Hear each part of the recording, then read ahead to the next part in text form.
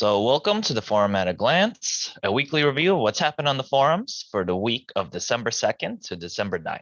Let's begin with this week's top announcements. GovAlpha published November's Delegate Roundup, which aims to provide an overview of recognized delegates operating within Maker governance and serve as a one-stop forum post where Maker community can monitor how recognized delegates are performing. So go check it out. Next up, StarkNet Engineering posted their wormhole implementation details to provide more context to their subproposal phase 2 of core unit budgeting, which proposes a budget extension to implement the wormhole design put forward by the protocol engineering core unit and includes building necessary components to enable L2 to L1 fast withdrawal and L2 to L2 teleportation. StarkNet plans for these deliveries in April and July of 2022. Next up, borrower concentration at MakerDAO has increased over time, with now more than 5.5 billion in crypto-backed loans. An analysis post by Sebastian presents the value of having closer relationships with key customers similar to institutional vaults. Efforts to diversify our borrower base should continue to limit single customer actions from significantly impacting our balance sheet.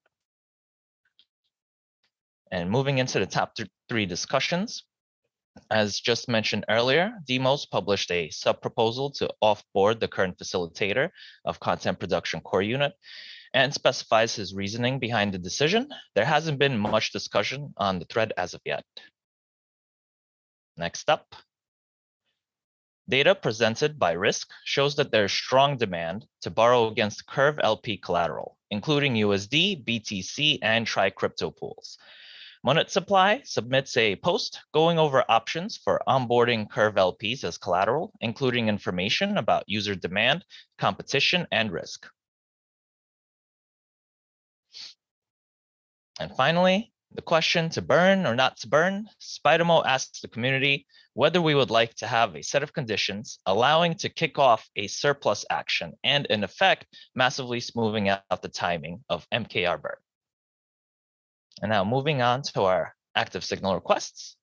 GFX Labs, in consultation with Growth Core Unit and prominent compound community members, is signaling to prioritize onboarding a D3M for the compound DAI market in hopes to grow revenue, diversify counterparty risk, and demonstrate that MakerDAO does not favor Aave. And our next signal request, GovAlpha Core Unit would like to propose a change to the cutoff value for delegate compensation. They introduce a performance modifier, which will result in a reduced amount of compensation at lower levels of metric, and ask whether we should introduce a performance modifier to the delegate compensation trial.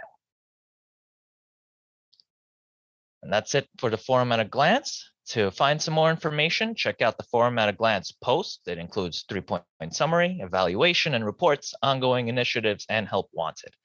Thanks. MakerDAO.